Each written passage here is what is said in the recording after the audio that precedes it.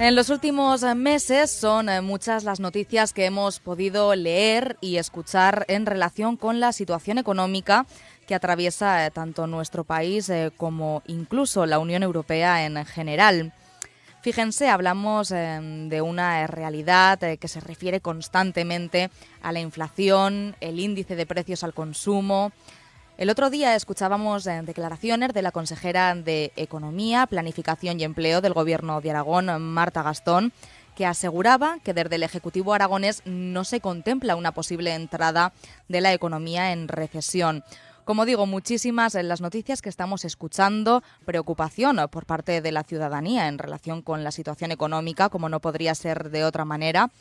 Y es una realidad que nosotros hemos querido analizar hoy a través de la lectura que hacen desde la Unión de Consumidores de Aragón. Estamos con su presidente, José Ángel Oliván. Buenas tardes. ¿Qué tal? Muy buenas tardes. José Ángel, bienvenido una vez más. ¿Cómo estás? Bueno, pues volviendo de vacaciones con un septiembre calentito, sí. Bueno, por mi parte, decirte que un placer volver a escucharte y que vuelvas a estar con nosotros para hablar Igualmente. una vez más también de la situación económica, porque bueno, está, ¿no?, en la parrilla informativa constantemente para incluso, como decíamos antes, ¿no?, la psicosis social. Vamos a hablar de esa lectura que se hace desde la Unión de Consumidores de Aragón, en concreto de un análisis que hacía Manuel Moreno Rojas, un economista colaborador de la entidad, y que decía que, a pesar de todo lo que estamos escuchando y de que efectivamente estamos en un año inflacionista, parece que los precios en España y Aragón, José Ángel, comienzan a estabilizarse. Sí, llevamos desde el mes horribilis fue el mes de junio, hubo una subida brutal de la inflación, debido sobre todo al incremento del precio de los carburantes y algunas otras circunstancias, pero el mes de julio y el mes de agosto han sido meses en los que la inflación ha bajado. Seguramente no se ha enterado casi nadie, porque esto es así, ¿no? Es decir, como no bajaba, parecía que seguía subiendo. Bueno, pero la realidad es que bajaba un poquito, pero bajaba. Por lo tanto, digamos que la situación de los precios se había estabilizado. Nuestra previsión es que los precios van a seguir bajando a lo largo de estos meses y que finalmente la inflación con la que acabemos el año, aunque será alta, no será la que estamos viendo en estos momentos. Y por lo tanto, pues, por otra parte hay que recordar que la inflación es como una especie de termómetro de fiebre de la economía, ¿no? Lo que está ocurriendo es que la economía está muy caliente, y como está muy caliente, pues la inflación sube, ¿no? Bueno, el Banco Central Europeo está intentando enfriarla, eso puede tener consecuencias negativas porque esta es una crisis muy rara, una crisis en la que crece el empleo, lo cual es extraordinario, ¿no? Mucha crisis no debemos tener cuando crece el empleo, con lo cual en realidad es esto, ¿no? Es decir, es una economía sobrecalentada en la que además se han dado una serie de circunstancias como la guerra, como la subida de los precios de los carburantes, como el extraño comportamiento del mercado eléctrico que generan y el extraño comportamiento del mercado de los alimentos que generan estas subidas, pero que ya digo, nuestra previsión, como ya lo estamos viendo en los últimos meses, es que se va a moderar, incluso va a bajar. Probablemente el mes de septiembre tendremos una cifra de inflación que nos dará muchas alegrías.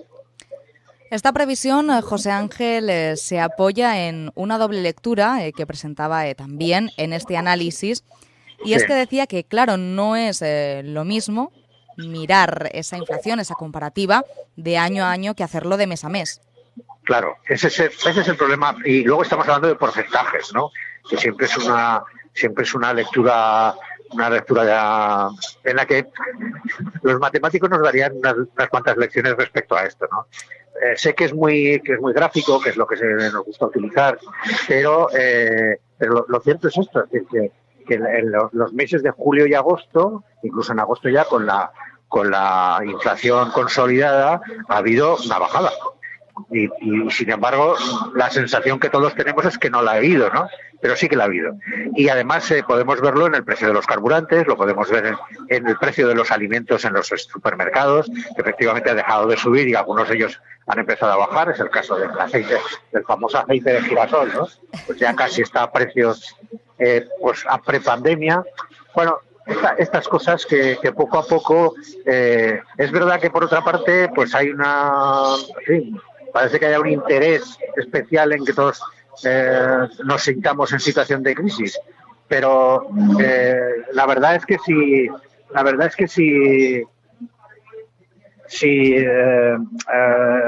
todos nos ponemos en situación de crisis, la crisis se produce.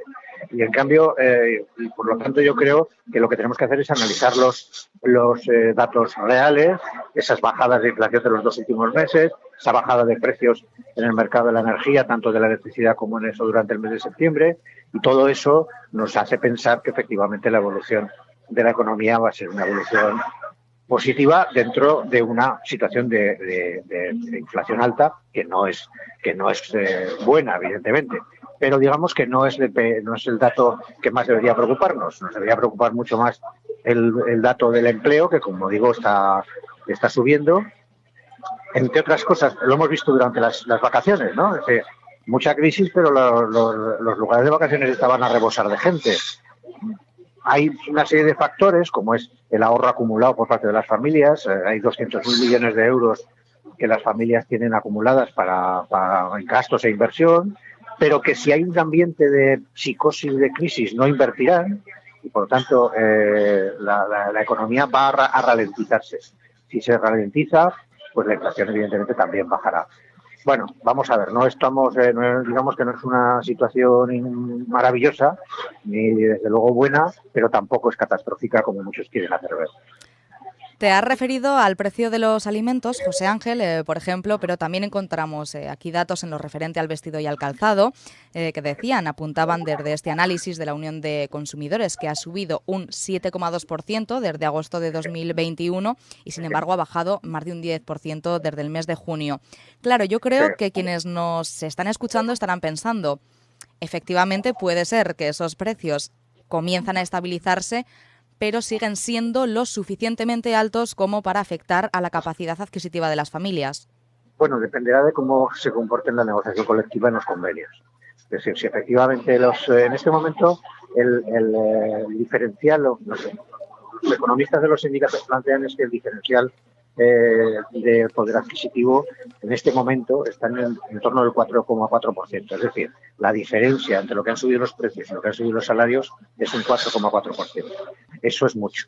Se tiene que reducir. Por lo tanto, los sindicatos van a plantear a lo largo de todos estos meses de otoño, van a plantear la necesidad de subir los salarios, ¿no? Entonces, si eso se produce, si en la negociación colectiva los incrementos salariales crecen y le ganan terreno a la inflación, pues digamos que el deterioro del poder adquisitivo será menor de lo que planteamos.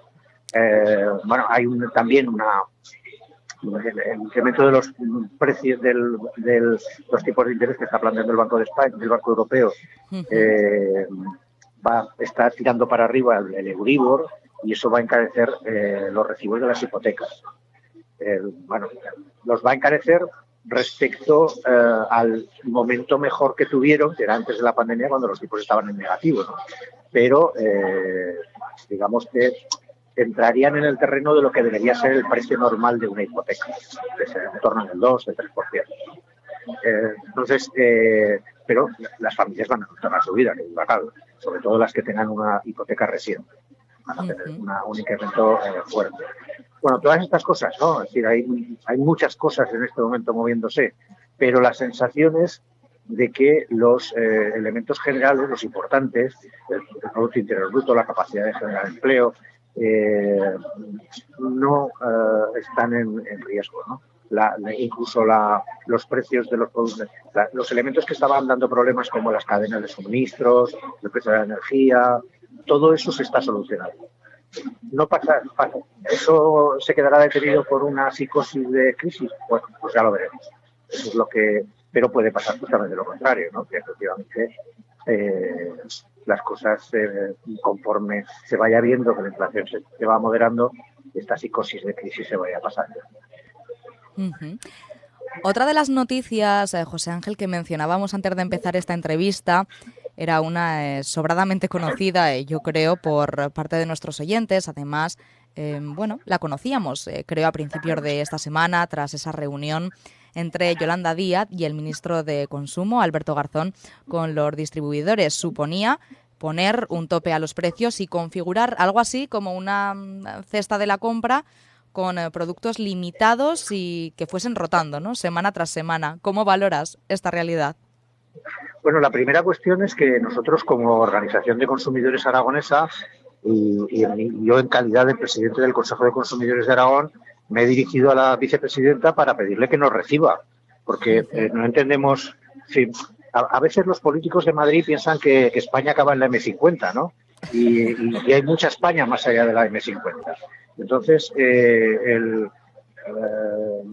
la cesta de la compra puede ser una en Andalucía y otra diferente en Aragón. Es decir, no compramos lo mismo. Efectivamente. Hay unos estudios, además hay unos estudios magníficos del Ministerio de Agricultura que publica todos los años sobre cómo comen los españoles, en el que explica todo esto precisamente, las diferencias regionales por productos, en fin. Quiere decir que los estudios están hechos ya, no sé, seguramente la ministra los conocía, pero están en el Ministerio de Agricultura. Y en ese sentido se ve que efectivamente pues las cestas de las compras son diferentes. Por ejemplo, nosotros aquí pondríamos en esa cesta de la compra el ternasco, porque todavía para mucha gente es un producto básico. Es decir, no comer ternasco a lo largo de la semana sería no estar comiendo como se come aquí. Por lo tanto, esa es la primera cuestión. La segunda cuestión es que se ha olvidado de los pequeños comercios.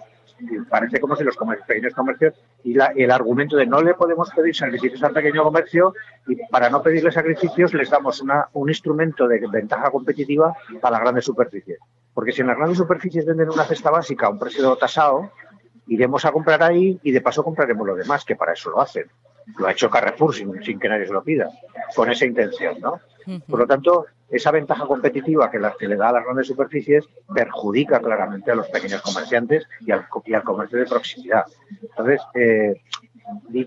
a mí lo único que me ha parecido positivo de la medida de la ministra es que ha puesto a las grandes distribuidoras ante el problema, ¿no? Las ha señalado con el dedo, les ha dicho, la culpa de si vosotros hicierais cosas, el precio de los alimentos bajaría. Y eso les ha obligado a tomar conciencia de que tienen en fin, se han visto descubiertos, ¿no? Y tienen que reaccionar de alguna forma. Es la única cuestión positiva que le veo. Por lo tanto, porque en realidad lo que está ocurriendo es que las grandes empresas de distribución en España llevan algún tiempo, y sobre todo después de la pandemia, enfrascadas en una guerra competitiva por ocupar espacios y por recuperar márgenes de beneficio que hace que estén incrementando los precios o bajando el contenido, porque utilizan todos los mecanismos, ¿no? Suben los precios o te mantienen el precio o te bajan lo que te dan a cambio, ¿no? Eso se llama reduflación o una cosa parecida. Bueno, eso sí que ha tenido ese efecto, ¿no? Ha puesto el dedo en la llaga, ha señalado con el dedo quiénes eran los responsables de la subida de los precios. Y bueno, esperemos a ver cómo reacciona. Pero desde el punto de vista de la puesta en marcha de esa medida es muy complicada, muy difícil, y desde luego tiene que tener en cuenta a las comunidades autónomas y las características de cada una de las comunidades autónomas a la hora de establecer esa cesta. Veremos qué sucede finalmente con esa cesta de la compra que proponía la vicepresidenta con el ministro de Consumo, Alberto Garzón. Bueno, lo cierto es que de momento lo que sí sabemos es que ya ha obtenido la negativa de los grandes distribuidores, y seguiremos hablando también, José Ángel, de cómo evoluciona la situación económica y de si efectivamente de cara a final de año y de cara al próximo 2023 los precios comienzan a estabilizarse, como apuntábamos en este análisis. José Ángel Oliván, presidente de la Unión de Consumidores de Aragón, gracias. Gracias a vosotros, un abrazo muy fuerte.